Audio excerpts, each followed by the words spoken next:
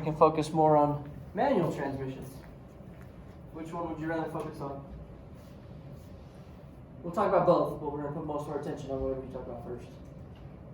Automatic. Talk about automatics? Yeah? Okay.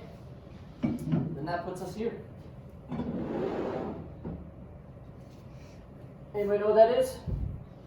No. It's called a torque converter. You heard that before? Okay. So we're going to go, actually we'll watch a video, and then we'll look at the parts. Because the video goes through everything for us. So this piece is bolted to the back of our engine. So we've already talked about, starter turns the flywheel turns everything. But once the engine's running, the flywheel becomes the connection piece into our transmission. And that is what's bolted to an automatic transmission's flywheel, or engine flywheel, okay? So we gotta figure out what it's doing. Let's go.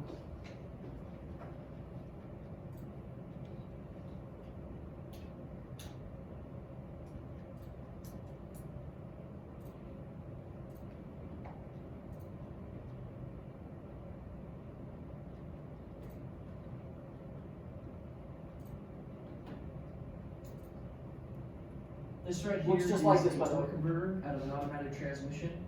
In this video today, we're actually going to open it up, take a look at the pieces on the inside, see if we can better understand how it works. Now, if you're talking about the difference between a manual and an automatic transmission, this is the piece that pretty much replaces the clutch in a manual transmission. Okay, so hopefully we understand already what a clutch does. For this video, I'm just going to give you a basic explanation. The clutch is the piece that allows you to disconnect the engine from the transmission so that you can come to a stop, start from a stop. Also helps when you're shifting gears. So how is it that an automatic transmission doesn't have a clutch? How is it that we can come to a stop without having to push anything or change anything, and somehow the engine can keep running while we're holding the brakes? Okay, that's this piece right here. So we're gonna understand. Does everybody understand? In a manual, like, we have a physical connection between the engine and the transmission is hooked to your wheels.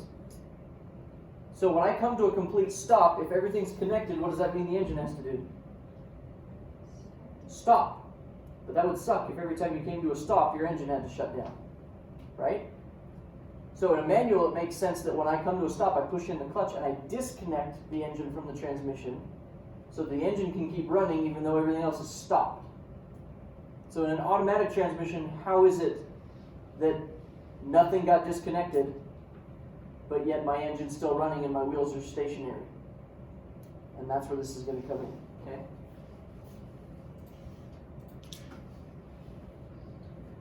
Before we get going on that though, I want you to understand that everything you see painted in maroon is all one piece. It's all welded together. Okay, if you were to take a torque converter out of your own car, you would not be able to open it up without cutting it open. So, for our purposes today, a transmission shop has already cut it for us, and that is the reason we're able to see what's on the inside.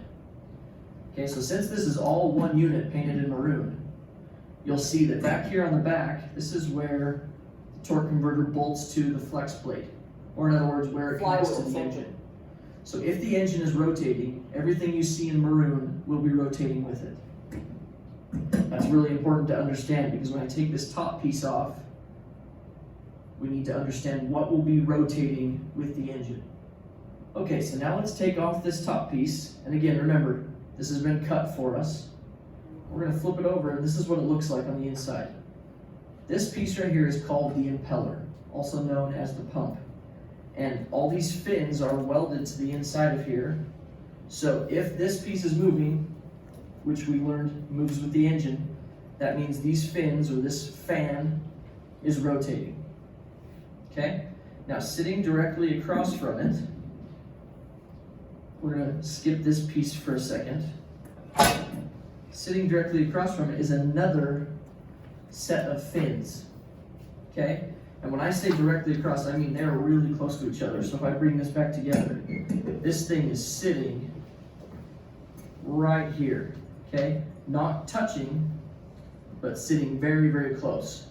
So if you can kind of visualize this, you pretty much have two half tubes right here, right next to each other, and the impeller, the one we already looked at, will be spinning right here, and then this one's sitting directly across from it. Okay? This piece is called the turbine. Now, the whole torque converter is going to be filled with automatic transmission fluid. So that means that as this impeller starts spinning, that fluid that's on the inside is going to be flung outwards because of centrifugal force. And as it flings outwards, it's going to hit the curvature, right, the curvature of the housing, and it's going to come over, and it's going to hit the fins of the turbine, right? Because remember, they're pretty much like two half tubes sitting really, really close to each other. So as fluid from this side moves out, it's going to hit the fins of the next one. So the movement of that fluid is going to cause the turbine to start to spin. All right, so let's backtrack a little bit here. Whole torque converter is filled with fluid. The impeller is part of the torque converter housing, which is bolted to the engine. So if the engine is moving, this piece is rotating. If there's fluid in here, centrifugal force forces it outwards, which comes over and hits the fins of the turbine, which causes it to rotate. Imagine having two fans in your house, one plugged in and one not. If this one's spinning and they're facing each other like this, if this one's turned on and spinning, the air from this one will hit the fan blades of this one and cause it to rotate. Okay, that's the same concept, only difference is we're using a fluid. Does that make sense so far? The fan scenario is like the most common scenario everyone brings up. It's like, I have a fan here, everyone understands that the air's going to do it. But now we have, these are really close together, and it's a fluid coupling, which just makes it more powerful. Okay? As the coupler, hence the reason we call this a fluid coupling device. Okay?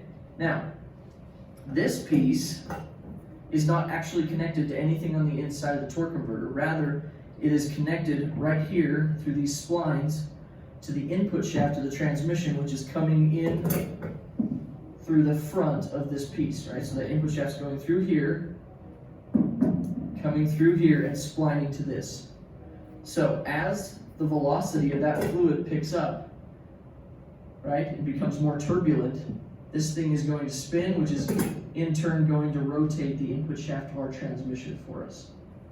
Okay, so that is how we start moving, right? The faster the engine spins, the more velocity, the more turbulence of the fluid, the faster this piece is going to turn, and therefore the faster the input shaft is going to spin.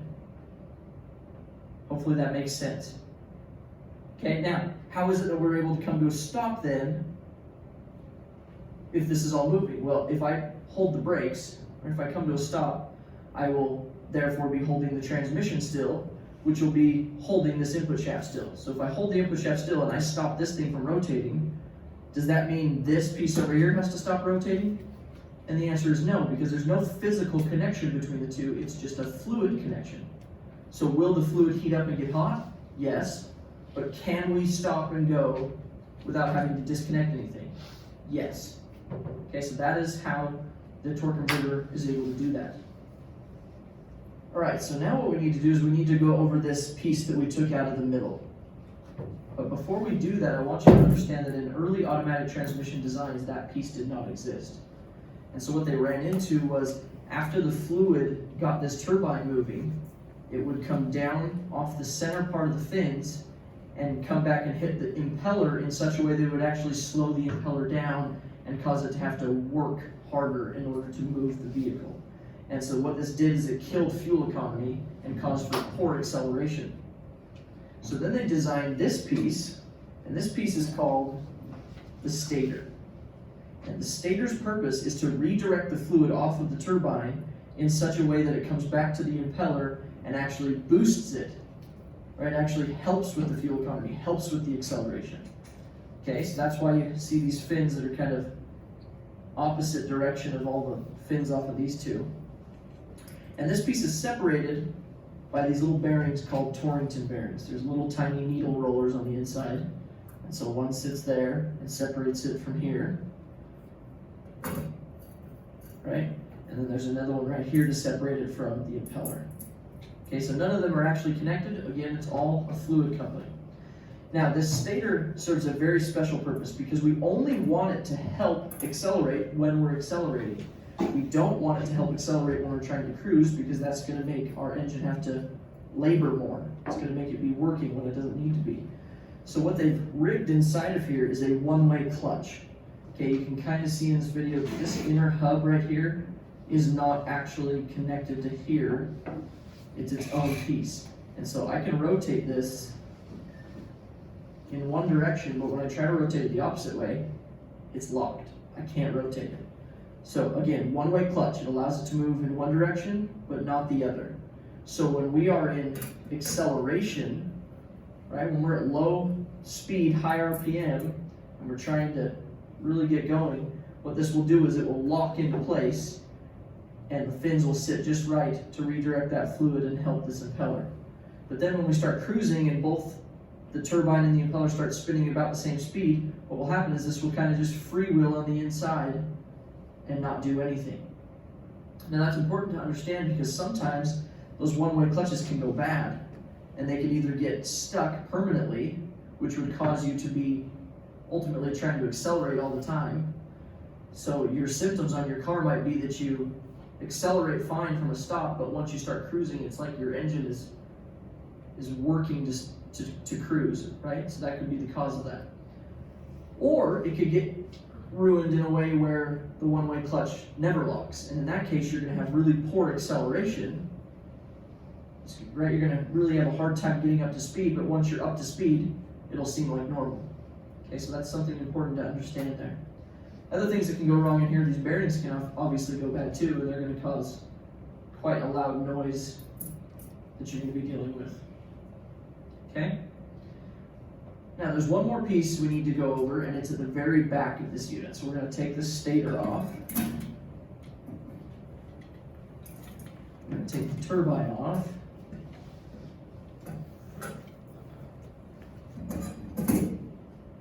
Okay, and now we see this piece. And this right here is called your torque converter clutch. Okay?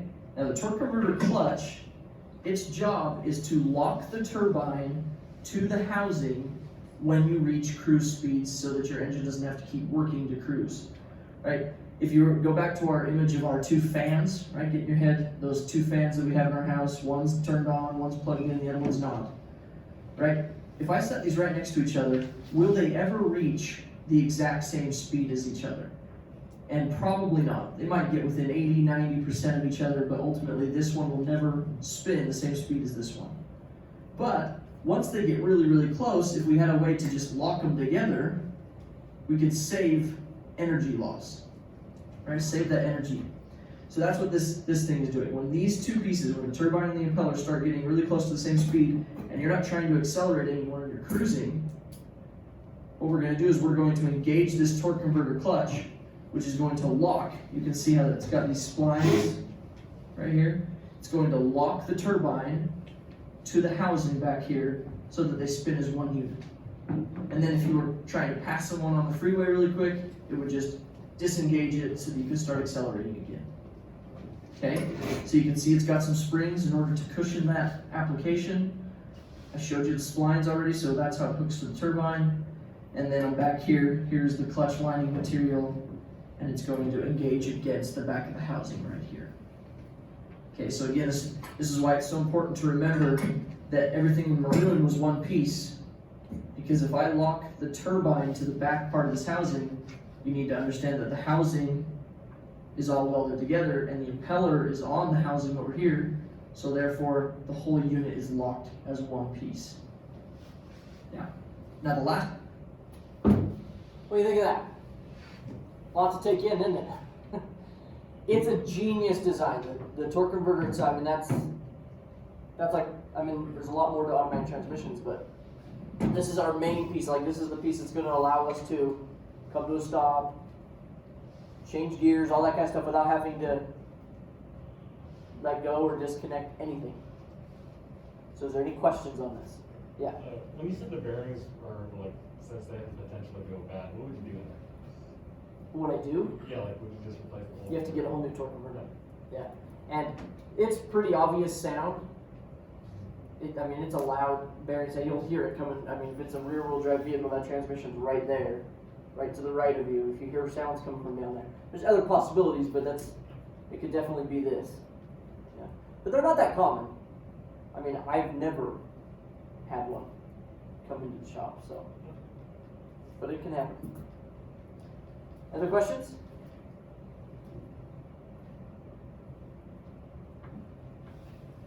Okay, so we feel good about torque converters. Good. Yeah. If you were to like explain what it does in like one or two like simple sentences, then like what would you say? If I were to explain what it does in one or two simple sentences, it's a fluid coupling device that allows your engine and transmission to spin independent of each other, but yet also be able to spin at the same speed. I mean, right? That's, I think, the best I got. Okay, I'll put this back together real quick.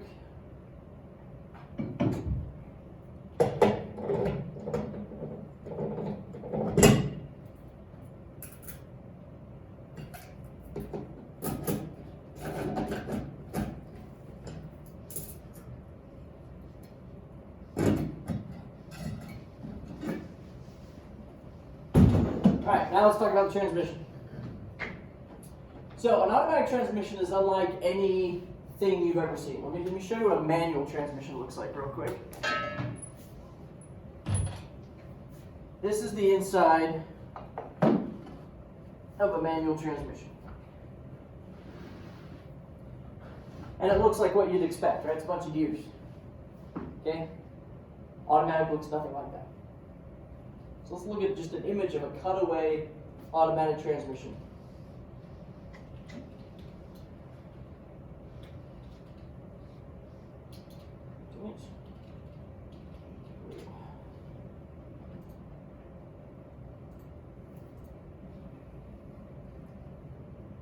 Let's see what's a good one.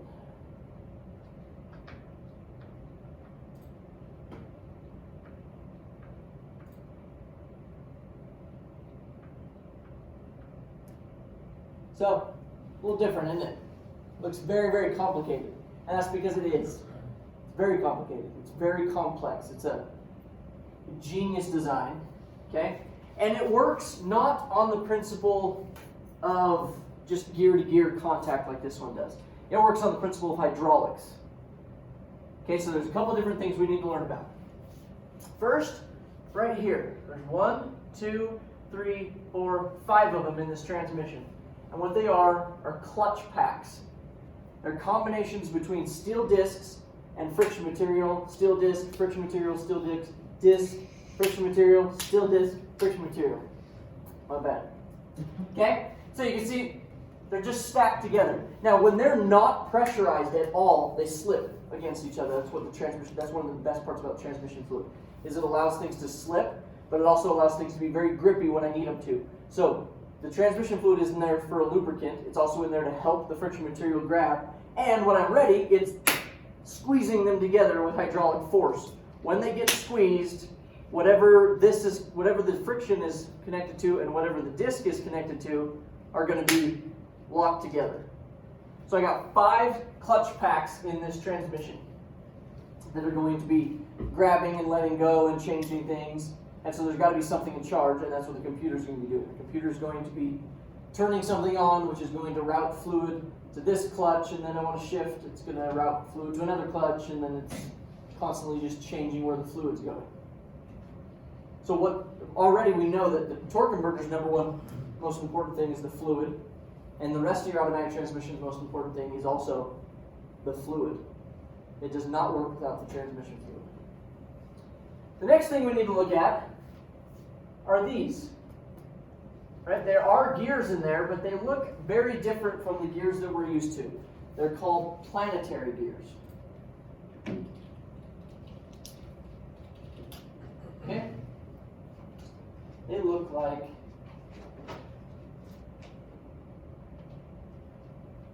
let's see, which one do we want? Look at this one. Good animation. So the pink thing is called the ring gear.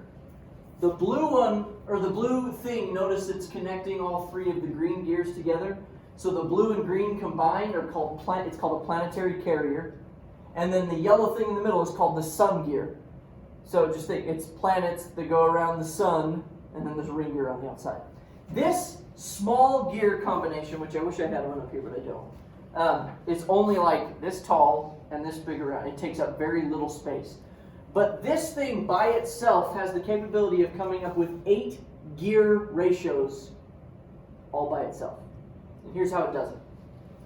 If I were to hold the ring gear still and connect my sun gear to my output and my green the carrier to the input, I'm going to get a specific gear ratio. And then if I let go of the ring gears, it's all a combination of what I'm letting go of and what I'm grabbing onto. Probably want to see it, don't you? A little bit. Let's go. I know where one is. Let's go find it. Pause the video for a minute.